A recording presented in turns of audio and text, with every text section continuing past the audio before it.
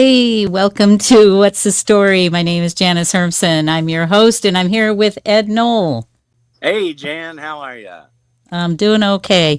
I think I fixed we were talking off air about a mic problem that I was having, so hopefully you can hear Ed okay. Try again, Ed. Hey, Jan. Yeah, that's much better. Much better. Awesome. So it has been a while since we've been here together and doing this. And last week we were supposed to be here with Otho, and we both had a story on that one. Yeah. Yeah. So I couldn't find my keys. I apparently left them somewhere else other than in my purse where they were supposed to be. And so we couldn't get into the studio, or I couldn't get into the studio. And Ed, I had caretaker duties. yep, you did. Yeah, you were busy, and he texts me. He says, "I don't know if I'm going to make it on time." And I said, "It doesn't matter. I can't make it at all." Well, right. It's the time difference that it's just enough to be aggravating, actually. Yeah, but it's better for you than me. Trust me. Yeah, no. I understand. So anyway, so that was our story last week, and but we're glad we're here today. And like I said, it's been a while since we've done a show, and so it's good to be back on the air. Yeah, no, it's just, it's nice to have the butterflies again. I thought about that, and I just said, "Do I feel a little nervous?" I kind of did. Wow, I haven't been here for a while. So, but I have not. Oh, go ahead. No, I was going to say that, I think so when folks have that's a transition or a growth feeling. Yeah. It's true, and I think that it's good to feel a little bit of butterflies, right? Yeah, right. If you're not nervous, you don't care. That's true. It's very true. So I am showing you right now who our guest is going to be, but mainly the reason I'm flipping over to this screen is that I wanted to remind you that you need to subscribe to LaRue Press Network, What's the Story, and share our post. And you can see I'm subscribed. And this will link you if you see on there, you see our What's the Story Freedom Series mugs. That's going to link you to our store, and there's books on there and all sorts of other things. We always want to know what you're reading. And of course, you can always leave a comment and or message me. So if you message me, you're also messaging Ed, so he can chat back with you as well. So that's hermson.substack.com. Haven't been doing a lot of writing lately, but that's probably going to change here pretty soon. So anyhow, that's that. Nice. I've been Yeah. listening. I've been exploring even deeper the old time radio. Oh, And, really? and I've been listening to a regular station kind of, for parts of the I have strange times. But yeah, I listened to a story called Blue Suit so Orson Welles, when he was 21, was in a group at Columbia called the Columbia Directors, and they wrote a bunch of stuff, and it was really fascinating. I think I heard a radio show from like 1936. And Wow. anyway, good stories, not regular, uh not your regular starting places, not your regular ending places. But anyway, it's fascinating. Some of it's ridiculous, the old time radio, but some of it buried inside is some really killer stories. That's cool though, and I think that since you've been on your little hiatus there in the East, you've explored some very different things. So I think that's very cool. Well, right. So my mom's on a low sodium diet, and so she has for lunch, right? She likes, and so she's doing low sodium lunch meat, and I'm like, why don't you just change instead of having less? Or what seems like less, right? Whatever. Well, And so anyway, I change, and so I'm in a different environment. There's different stuff here. I am changing. It's kind of bizarro. Yeah, yeah. Well, it's a beautiful sky behind you. I'm looking at that view and the clouds and the blue sky. Boy, that's nice. That's Well, I very nice. wish I could. Oh, Oh, there there's a you go. There you go. see, and so there's my mom's garden. This Oh, is where I that's beautiful. spend a lot of my time, well, weeding, but also spend a pretty good amount of time pondering. See that bushy green stuff up there against the garage? Uh-huh. That's asparagus. Oh, It wow. comes out of the ground and you cut it off as it comes out of the ground, but it comes out so fast you can't eat it fast enough. And then it Wow. grows up to root. But anyway, That's very cool. That's that's very kind of where cool. I am today with again super high humidity and pretty good heat.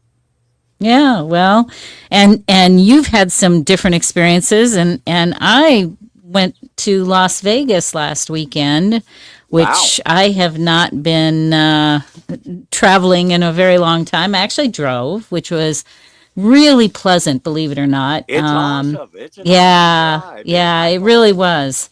I Yeah, missed it going. when I went down to get see Fox. Same. I Oh yeah, love yeah, that drive. yeah. That's true. Yeah, you used to do that, and I have not done it in, oh my goodness, so many years. It's been a really super long time. So, but I went down there, and in addition to just relaxing and driving around a little bit, exploring, going to some places that my aunt and I used to go because my aunt lived down there. And I would go visit her fairly frequently, especially when I was working in LA. We had events that we would go to, so I'd stay with her and we'd hang out. So a little bit of reminiscing and going to some of the casinos we used to go to. But at the same time, there was an election singularity conference, and that was on July 5th, which was Saturday.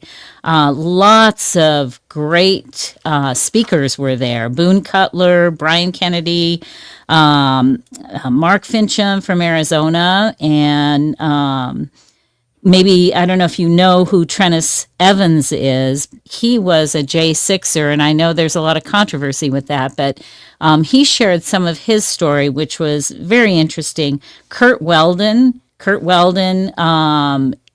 he talks a lot. If you look him up, it's Kurt with a C. If you look him up, you're going to see a lot about 9/11, and I'll let him tell that story. And then Mark Cook, who was a major part of this event, shared with us about hand counting.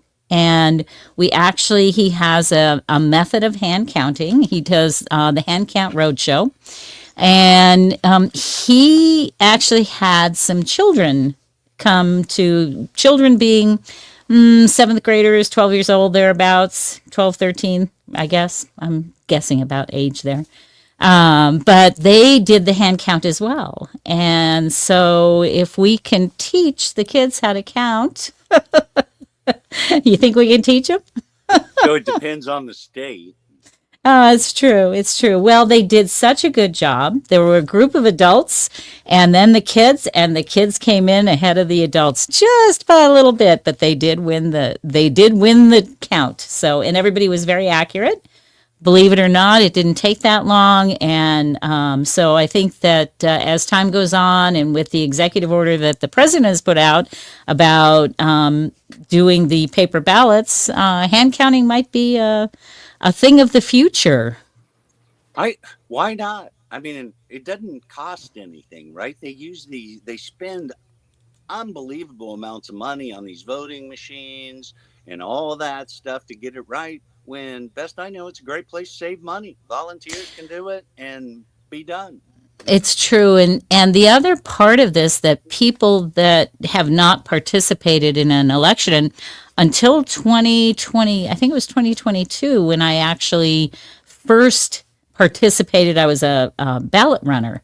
So I had not really been on the inside of the voting process, right? I mean, I'd watched, I'd seen things that, happen on the outside, but not been on the inside. And one of the things, and then in the process of checking on the elections and the voting rolls and all these different things, I was exposed also to some of the things that they do before an election. And when you have all these machines, guess what? it isn't just the day of where people are working on the election. It is a month plus beforehand where they're prepping. They have to check the machines. There are certain certifications that have to be done. I mean, we're talking about time consuming, labor intense processes. So when you talk about paper ballots, you're talking about day of. And that's about Yep. it. That's about Yeah, it. it's So most when you ridiculous. compare that, it's a big difference. It just, you know, I was in mortgage for a long time, right? And there's that whole just remove the image of impropriety, Right. right? I mean, it's just, I mean, it's too simple. Yeah. Yeah, and I don't know. We could go on and we have in the past. I don't know Yeah. that I want to belabor it now, but if you do get a chance to check out the handcountroadshow.com, I believe, go there and check it out, or just search Hand Count Roadshow and Mark Cook, and you'll see a lot of interesting things, and just check it out and see, do your own research on it. Don't take my word for it, but I think it's a good deal. So, I'd take her word for it. well, and I did do a different method of hand count, which, I mean, how many methods can you use, right? Except that it's process. It's all about the process and the paperwork that you're using in order to make the counting a little bit easier, and more accurate. And so we did that in, I believe it was 23. We did a practice session of that, 23 or 24. We did a practice session of that, and that turned out really good too. So there are lots of ways to make that happen. I think I attended that. Oh, yes, you did, didn't you? Yeah, you were there. Was that 23 or 24? I don't even remember. So So those long years ago. are too close for me to remember accurately. Yep. I'm with you. I'm with you 100%.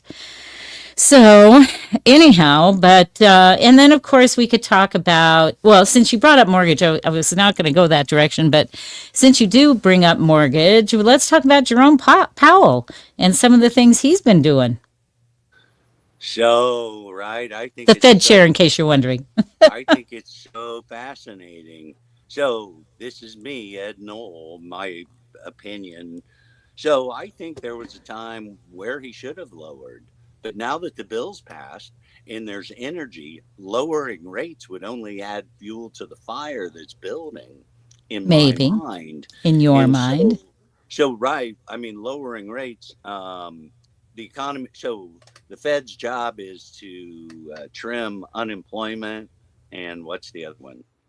Inflation, or keep inflation in Yeah, keep check.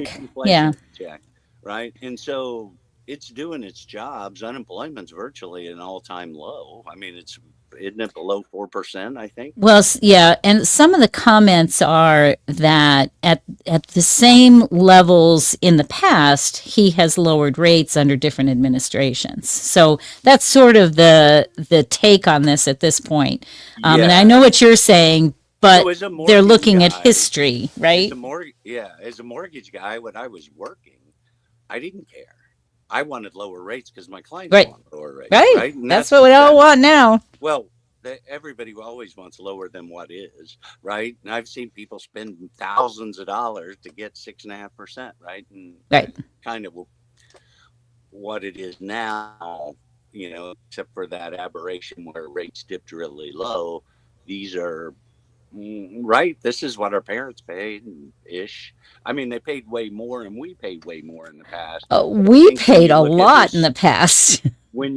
historical averages, even when I was at the tail end of my business, right, 6%, not under 8 was a value. Right, right. Well, there were years where it was 10, 12%. So, Well, right, and so really, our later lives, I mean, they've gone extraordinarily low, and I think they'll go low again, but they'll only lower if people are out of work, or if the economy stalls, right? That recession people were talking about, and given 50-60% chance of happening, now has about a 20% happening if you read, Reuters, Chase, whatever. And so it looks less likely based on the bill.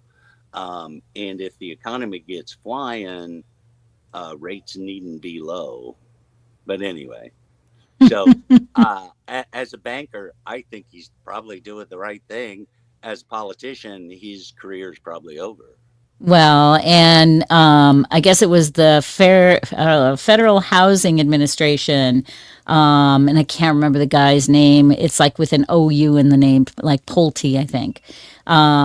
He suggested that it would be in the best interest of everyone if Jerome Powell resigned at this point. And then on Sunday, I did a little search, and I sometimes will do things of what my expectation is as opposed to what I think is really happening. And I typed in Jerome Powell resigns. And there was a news story about that. And it said that on Friday he resigned. And yet I hear nothing. The next day I searched and there were a few more stories. And now there's nothing. Just the one story that I found, which was on MSN. I saw that too. I Yeah. happen to be seeing that. I happen to read online news quite often now. Mm-hmm. And I happen to see that, but that would be a front running story on any station, anytime. And I haven't seen it. Absolutely. I know. But how interesting that someone has the gall, I guess I would say. I tried to find that reporter, by the way, and I wanted to find out from her what her sources were, but I couldn't. I could find no way of getting in touch with her. There was no access, no emails, no nothing. So that's suspect right there. Yeah. So an author who ghosted. I don't know. She had her name out there, but she just didn't have any way for you to connect, right? I went on Twitter. She had a Twitter thing, and that wasn't there. So maybe it's a bot. Who knows? Right? Yeah. Could it be a bot? Just Which, an AI? I don't know. I don't know what the term is for that when they start writing stories that are false. well, Right? best I know, we could be some like AI bots, but people would look at us and know we couldn't possibly be. We So couldn't obviously possibly. make ourselves look younger and cleaner. Absolutely. Absolutely. You got that right. I know. That's pretty funny. Love your observation. I do. I wouldn't have thought of it that way, so I think it's great. Oh, I totally agree. But you know what? In some ways, no, because younger isn't always better. Well, maybe a little bit, but not 100%. So right, but don't you want to be younger in the body and older in the mind, right? And then know what Yes. you see. Yes. Yeah, that would be So okay. I mean, I think that's the combo that would work. That would be okay. Yeah. Yeah. To some degree. Again, I'm that middle of the road gal. Well, best I know, my gray hair ain't going anywhere. Yeah, mine is. Anyway, let's talk about the one big. Oh no, first let's talk about Epstein because I did say, and I don't want to run out of time. I did say that we would talk a little bit about the Epstein thing, and I read online in a Facebook post, and I got to tell you, I am avoiding Facebook like the plague, other than to post the show and to do what we have to do, but because there's so much negative from both sides of the fence. And I just really don't thrive on negativity as most people don't. And so I'm really avoiding it. However, I did see a post from someone I know that said, hey, MAGA, get out there. You need to talk about this Epstein thing. And I found that really interesting since MAGA has been talking about the Epstein thing for at least 4 years, maybe longer. And so I said, well, okay, let's talk about the Epstein thing, right? What are your thoughts? Have you followed that at all? And we haven't talked Yeah. about this, so Yeah. So I have, so remember, in telling a story not that long ago, I was saying, telling my mom, hey, where you are politically is where I was 4 years ago. And we had all kinds of conspiracy ideas. Many turned out to be accurate. I think this is like one of those things that the information's been destroyed, or it wasn't what it was. I think this is one of those rabbit hole stories. I think there's all kinds of stuff being covered up and hidden, but I think it was done so long ago that they can't tell. They don't know. That's Right, because one of the things that was noted was that it appears that the tape that they put out of the prison the day that Epstein died was tampered with in some fashion, was modified in some fashion. Well, that's not good no matter who did it, but how can you tell who did it and when they did it, right? So did this administration do it? Did the prior administration do it? And remember, this is another thing with our conspiracies, and I'm in on most of them, but a lot of them have to do with our government being really nifty and good, right? And under the previous administration, I don't think our government was nifty and good, right? So yeah, they had to coordinate someone doing that. They had to court, right? And all those things, and however many people were involved, and them keeping it a secret. Again, I find that challenging for any folks in the previous administration to have achieved that. Well, and I think it's also interesting because somebody posted, again, I'm looking at all these posts that are going on Facebook, and somebody posted, oh, look at this rambling post from Trump. And it was true. It was a rambling post from Trump. But as you read through it, there's so many pieces to it that were telling you things, right? I mean, oftentimes I know that people who don't like President Trump aren't going to agree with me, but there are so many times when I believe he's just dropping elements of thoughts for you to ponder and maybe research. He's dispersing the main core. He's dispersing the core complaint. Sure, and does, right, he does that better than anyone. Right, and it looks rambly. Yeah, it does look rambling. It doesn't look good. And if you're not willing to weigh the possibilities, I mean, you could do that with Biden too. Could that have all been a farce? Could that be that they pretended he was, had dementia? I mean, I'm not saying that's true or not true, but there's lots of ways to look at things, no matter which administration it is. So I don't know. I think you need to put those into a balanced situation and kind of evaluate on both sides of it, right? So on the side of the ramble, yeah, it's just wandering thoughts. But if you look at it from another perspective, maybe he's telling you something. Yeah, so there's always, right, it's a coaching thing. There's always some percent of truth in everything said. Element of truth, yeah. Right? Element of truth in everything that's said. It could be 99, right? You got that thing going on. But go ahead. No, go ahead. It's all right. I forgot what I was going to say. No, I should have just taken that lead, huh? So, yeah, that's the point, is that there's an element of truth. So why would somebody waste their time, President of the United States, say he's crazy, whatever, but why would he waste his time throwing all this information out there if there wasn't something that he was trying to convey, right? Whether it's his ego or, making himself look good in some way. And obviously, rambling doesn't exactly seem good. Well, somehow he has to come out of this entanglement on Epstein on the positive.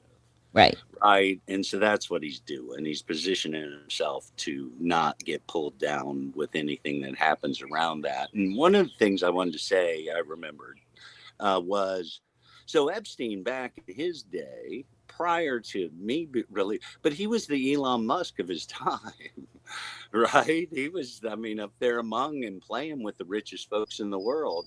And so he had that kind of visibility. Elon likes to have children, right? And he's like an NBA basketball star with a, child in every town. Epstein wasn't that. He had his own little space, but he owned that stage for a while. I don't know if I understand your point. Well, what I'm saying is Elon Musk has had his quote unquote 15 minutes of fame. Likely we'll hear about him forever, but he was front and center for the last year. And I think Epstein had that. right? Oh, He was okay, I got front you and now. center. He was front and center of the world. He was True. he was someone people aspired to be, and he was just sick. Yeah. So they say. Yeah. There's just so much. I was listening to a podcast where Dershowitz was talking about it and saying how he knew everything and that he could identify who all these people were and that he'd been the lawyer for him and all of that. And I thought, wow, why do you even want to go there? If you're not going to be able to tell anybody, is this, I guess it's just all about ego, right? So It's all Alan about Dershowitz ego. is interesting because he's a Democrat, and right, and he wrote out. Yeah. I used his my book of the day back in the day. What was it? Something Trump. I forget. Anyway, he's written a couple of books on the subject, but being on the left and writing a favorable right article, it's just like, every economist you see on TV has got Trump, the tariffs killing us. Well, best I know, he's raised more money than anyone said he So far. could. And Yeah. he's done it in like half a year, more than people thought were even possible. And we don't have inflation. And Not yet. so, I just don't think people knew. They just took what was right, like most folks. Sure. We do what's comfortable. Yeah. Well, and obviously he's disrupted everything. So that's just what it is. All right. So, and I see that our guest has arrived. So I'm going to bring him in. Awesome. And, well, hello, Otho. How are you? How are you? And doing very well. Good to see you again. Well, it's good to be back. Yes. We're so Looking glad. forward to the conversation. Oh, me too. Me too. So I would love it if I'm going to do a brief intro for you, but then I'd like you to talk a little bit about yourself and we'll get into some other questions. But Otho Eskin burst onto the thriller scene in 2020 with The Reflecting Pool to great reviews and much book club interest. The novel introduces the readers to Marco Zorn, a Washington, D.C. homicide detective with a strong moral compass who isn't afraid to bend the rules to get results.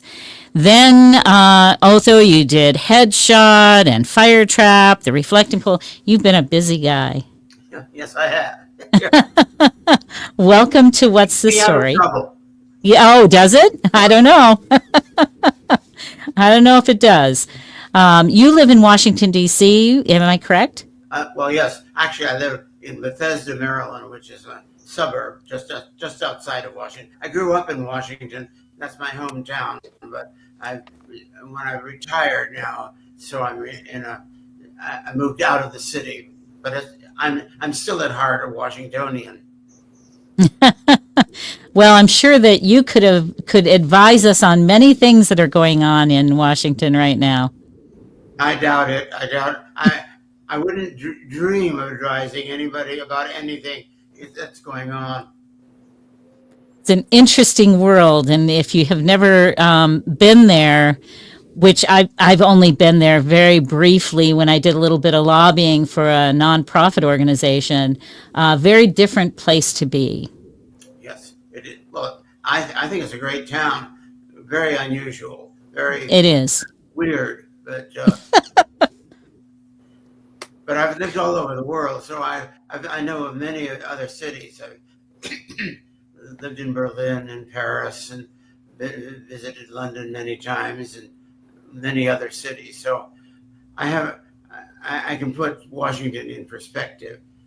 It has its faults, it has its problems, but then any place you want to live in has problems. You just try to deal with them. True. So, talk a little bit about your career. How did you get started, and prior to being an author?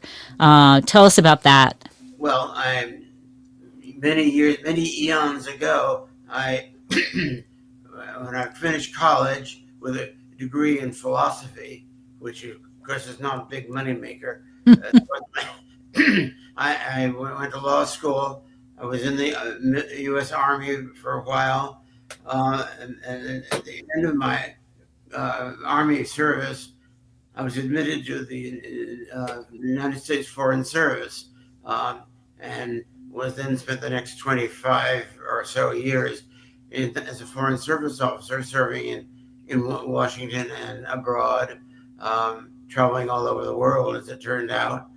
And then about some years, after about 25 years, I retired, but I needed something to do, and and I've always loved writing. Writing is a passion for me, and so I started to write plays. I've been an avid playgoer, and so I thought that would be fun to do. It's a lot harder to write the plays than to buy a ticket and sit in the orchestra. But I had a number of plays written, and some of them produced in Washington, and some of them been produced in New York, and just recently, just last year, one was produced in London, and they've been elsewhere in Melbourne, Australia, and in Russia, and in Italy. So I enjoyed that very much. Had a great time writing plays. It's a very collaborative effort. You have worked with the director and the actors and everybody else. But then I thought, I'm going to try to stretch myself. I've done that, and so I decided a few years ago to write novels, genre novels, in this case, thriller novels. And that's when I started to write about Marco Zorn, who's a Washington, D.C.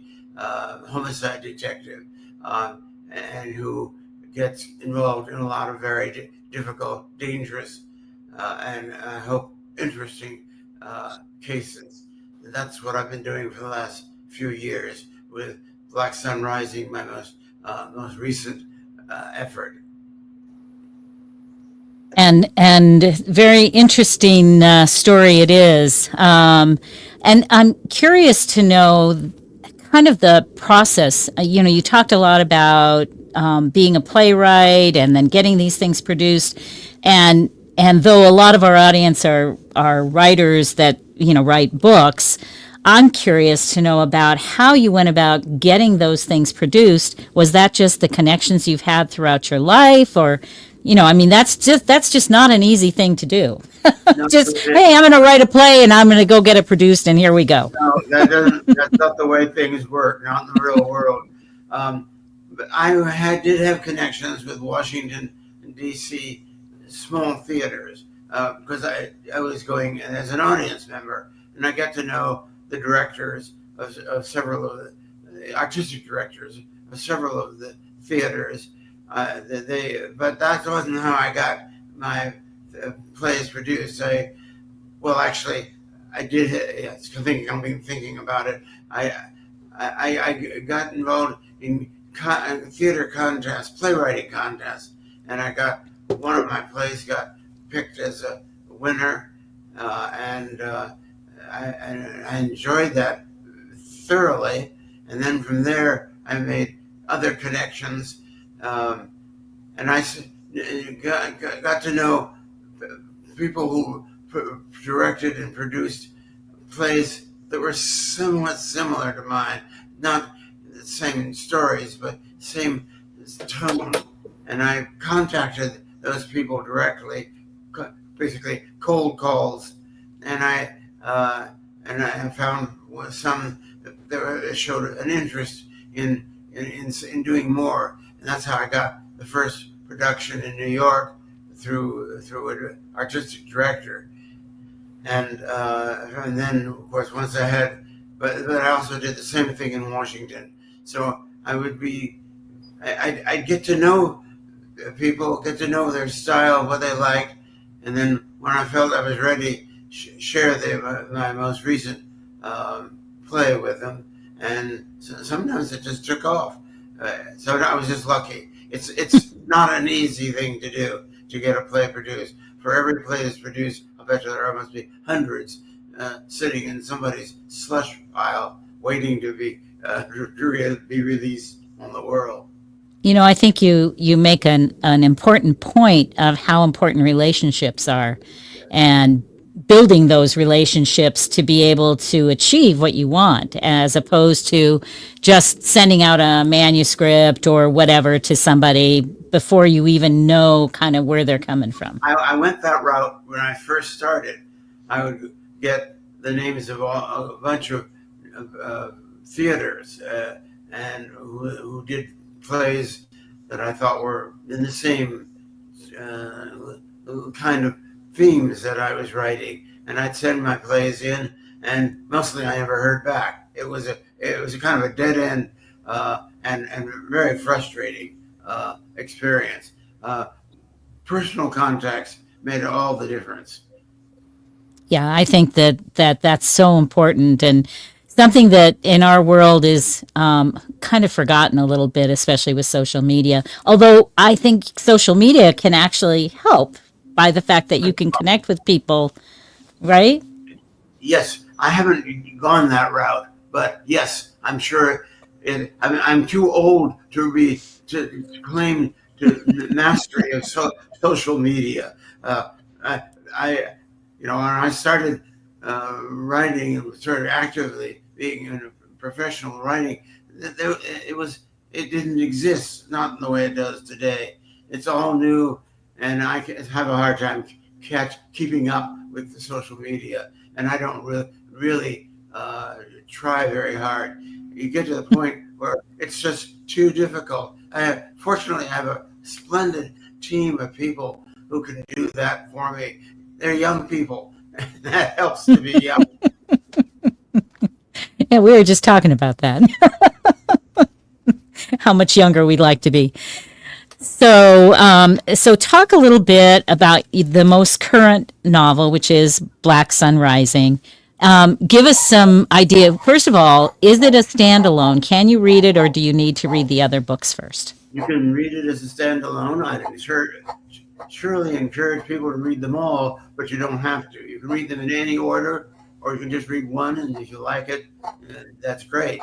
But it is designed to be a standalone, even though the main character, many of the characters, are in all of the books. But you don't need to know that. All of the background information the reader needs is right there in front of you, and you don't need to research any previous books.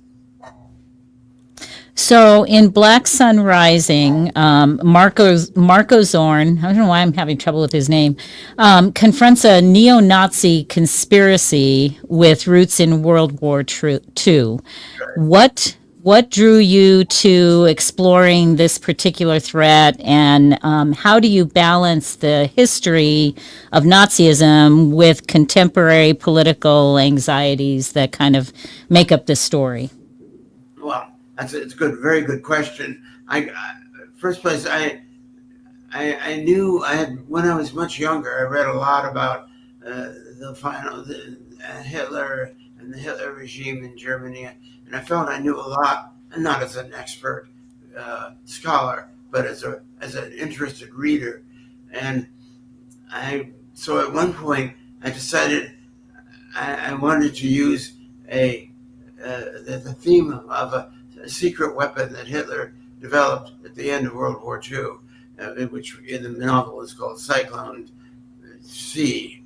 And I used that, but that was just in the back of my head. But then about a couple of years ago, I thought I felt that I was seeing, coming back to social media, seeing a lot of things that were creepily similar to Nazi propaganda showing up on the internet, and I found that very disturbing. I'm no scholar of Nazism or fascism in the 30s, but I do know the history. I do know what happened in Europe when what we generally referred to as fascism spread across Europe, took over in Germany, took over in Italy, Spain, Portugal, and several other countries, and came perilously close to taking over in France and in England. And it also came close, I think, to happening in this country. There was, in the 30s, there were very, very strong fascist movements, and I think it was stopped only because of World War II, when Germany and Japan became our enemy. People had no more stomach for that kind of government, and so people and millions of Americans learned about the facts about Hitler and what his regime did. And I think a lot of Americans, particularly American soldiers, saw with their own eyes the camps and what Hitler had done, and any interest and appeal to fascism kind of dried up. And I think during the early post-war years, Eisenhower and Kennedy years, there was a complete rejection of Nazism and fascism in this country. But then something happened more recently, and people seem to have forgotten what Nazis were like. And there are genuine Nazi parties. Maybe not, they're small and they're weak right now, but they're growing. And I found that very disturbing. And I thought I would incorporate that into what I did know about the history of Hitler and his regime into a novel, and that's what Black Sun Rising. Black Sun refers to a neo-Nazi organization and movement, which is a real one. It's not, I didn't invent it.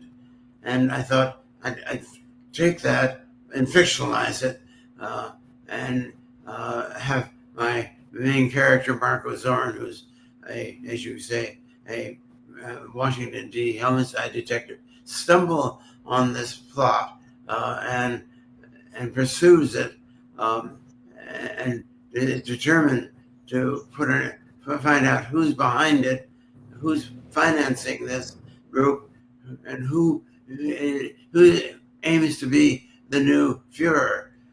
And so I won't reveal whether Marco's. Yeah, no spoilers. No spoiler, no. That's good. We don't want to do spoilers. Not without warning, anyway. So I'm also, that as you're talking, I'm thinking of all sorts of things.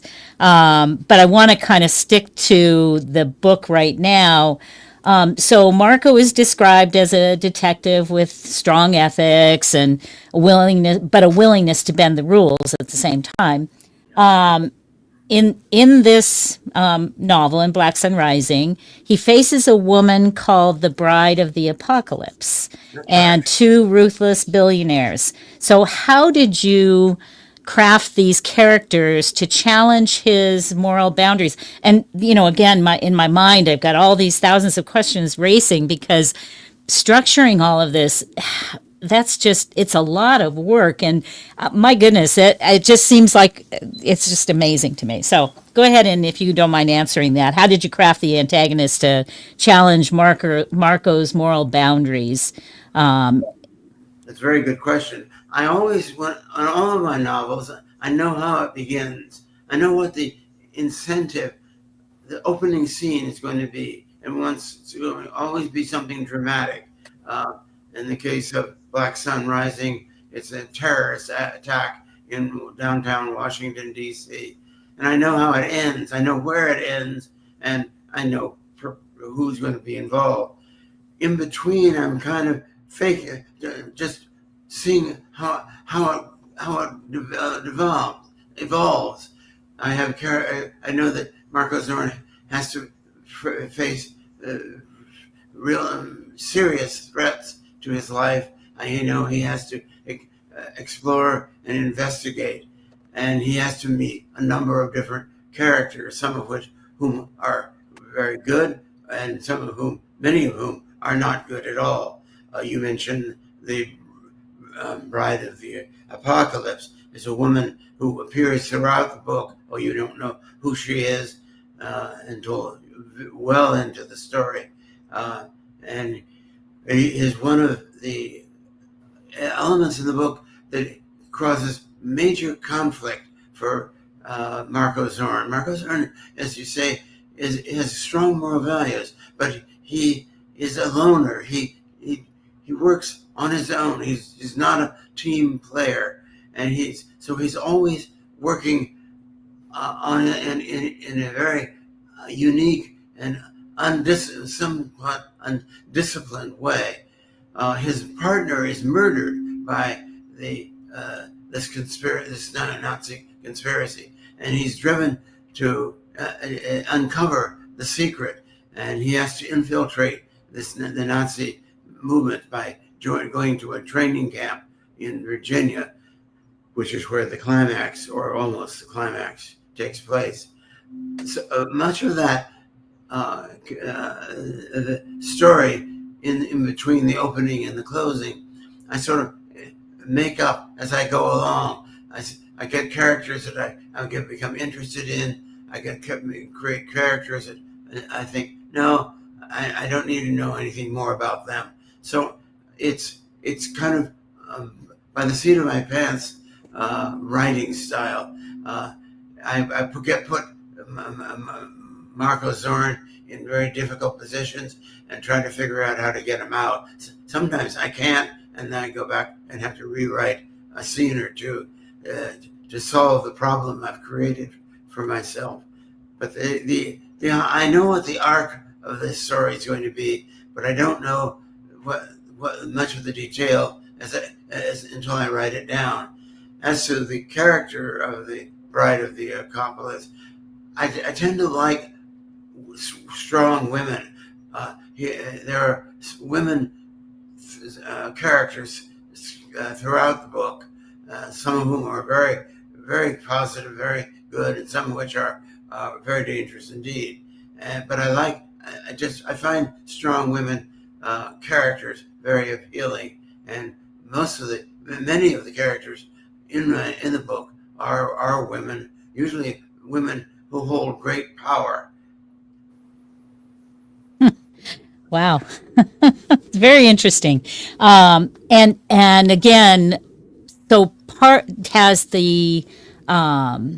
your career fed into this a little, as far as how you structure these things? Do you pull from your experiences to inject that in, or do you kind of avoid that? Which direction do you take on that? Well, I've not actually used any of the incidents in my career in the Foreign Service. For some reason, for some of these incidents, they're still kind of sensitive, and of course I was dealing with foreign governments and not with U.S. government or U.S.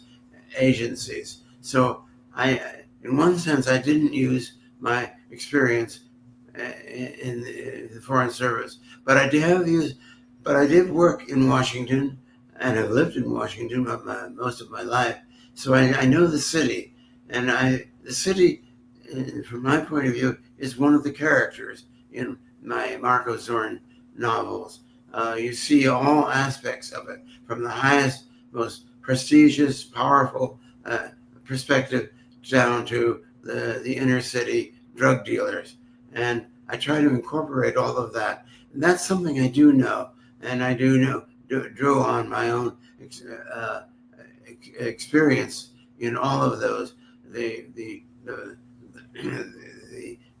competition among agencies, police agencies, and law enforcement, to gangs and individual killers, and that's I find fascinating. And although I didn't draw on specific events that I knew, I did draw on a lifetime of experience in Washington and seeing how the various forces, both government and private and criminal, interact with one another, and there's a lot of interaction.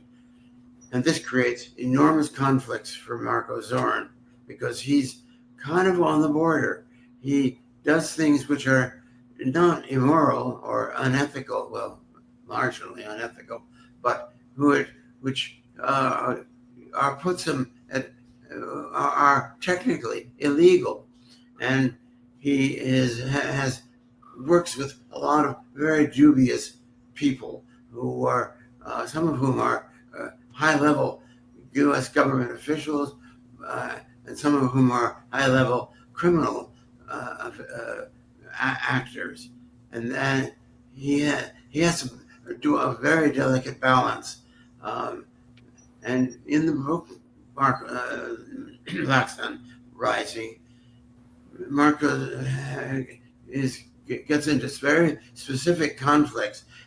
When he infiltrates the Nazi training group, he's recruited to train future stormtroopers at a training camp in Virginia, and he despises what he's doing, hates it, hates what the result's going to be, and really does not like the men under whom he's training.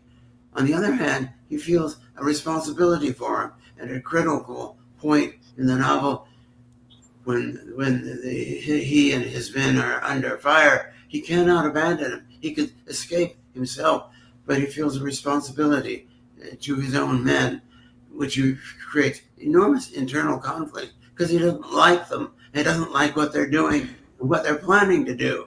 Also, he finally meets the bride of the apocalypse, and he finds himself profoundly attracted to her and also deeply repelled, and he can't quite resolve that internal conflict. I don't think he ever does. So it sounds to me like character development for you is pretty intense as far as Marco's concerned. It's like you know the guy. Well, each novel reveals a little bit more about him. He doesn't carry a gun, and of course, which is very unusual for a police officer, particularly a homicide detective, because he frequently gets into serious trouble. And you do not know in the early books why he doesn't carry a gun. It's not a political act. It's a very personal thing. Eventually, you do know or learn why he does. He's averse to using guns in his professional life, but there are other aspects of him. He has a complex background, and much of what drives him, both as a police officer and as a person, was an incident in his family when he was a teenager, which I won't go into now because you don't know that until you're well into the Black Sun Rising narrative. So just so everybody knows, if you don't want to know that yet, go back and read his other books first. Well, in any order you like. Any order you like, just read them. And I do want to mention that reviewers have compared you to Baldacci, Clancy, Patterson. So if somebody's out there wondering, kind of whether or not they like your books, if you like those folks, you're going to like Otho Eskins' book. So, I'm very flattered to be put in their company. Yes, very much so. And so we're getting close to having to wrap up. So I want to make sure I ask you this: are there any more novels on the horizon? Well, strange you should ask. Yes. The short answer is I'm working on one now called that. Well, I don't want to go and give away the title yet, but in any case, yes, it's completely different and nothing to do with politics. It has to do with a major religious cult, and we're about halfway through that right now. Oh, so a different direction, not a Marco Zorn? Same main character, same quirky maverick character, dealing with completely different opponents. And what prompted you to change direction? Well, I don't think of myself as changing direction. I think Black Sun Rising is obviously a very political, motivated story. But the other stories, well, the one Power Trap, has to do with big pharma, and it has nothing to do with politics directly. The earlier books, the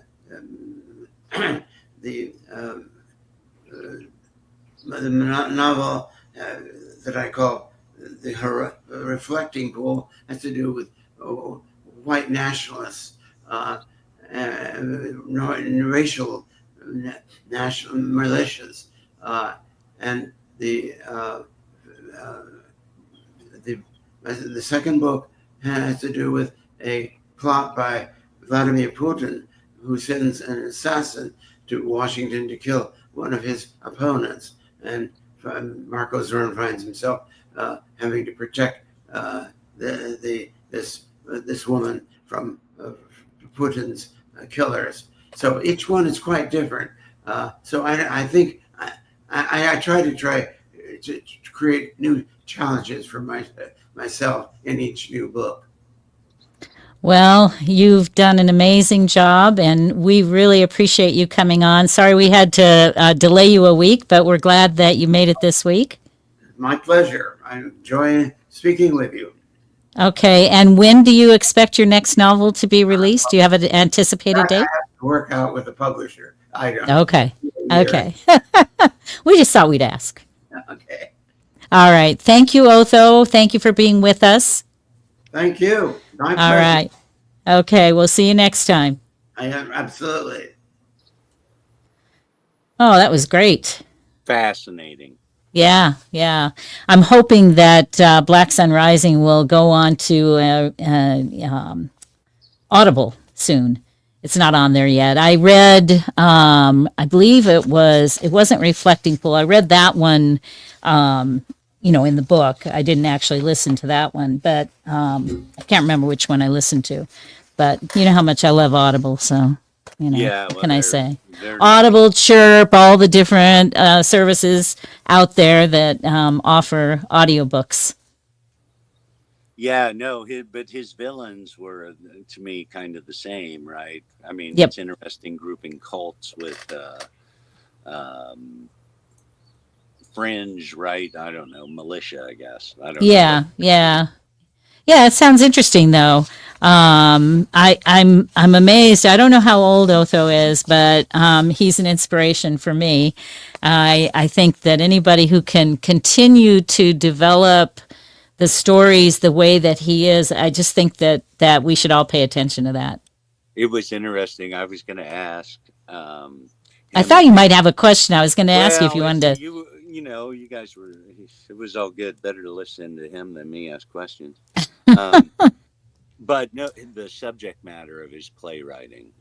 Oh, right? yes. I was going to get into that. Right? Yeah. Is it character-based adventure like he's writing? Right. Or is it Dr. Seuss? Right. Anyway, people have balances. And so Yes. anyway, Yeah. I was curious about that. But anyway, likely. Yeah, no, his plays are, one of them is like Act of God and Murder as a Fine Art. That's the name of a couple of them.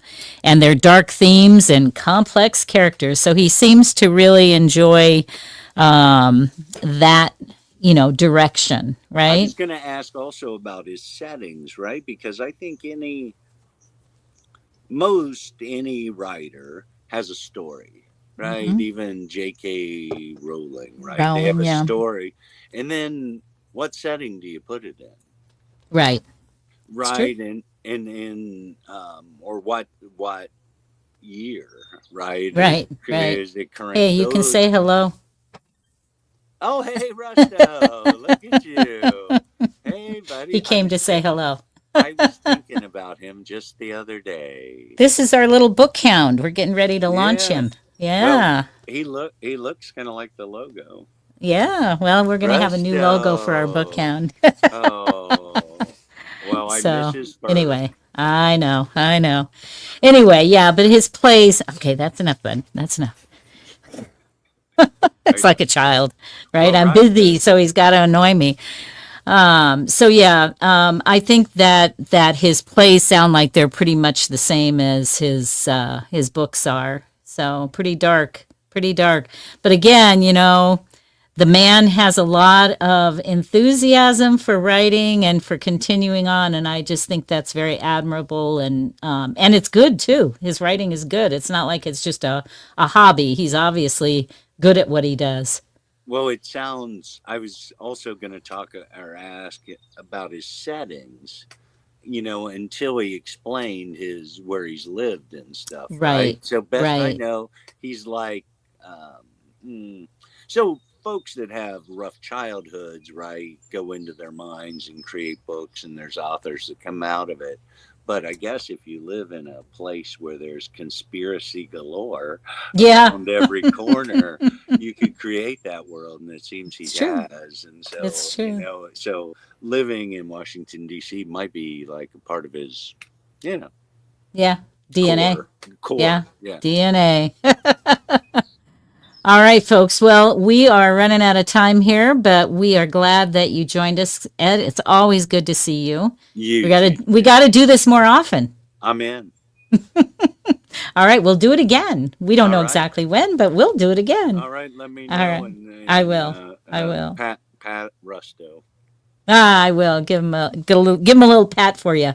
Yeah. All right. Okay. We'll see everybody next time. Thank you for being with us. We appreciate you. Watch for a new subscription-based service that I'll be coming out within the next month or two. And hopefully it's something you'll appreciate and enjoy. And it's all about books. And that's what we're all about. We're all about the story. So hang in there and get ready to tell your story. You got it. Smile. All right. Bye.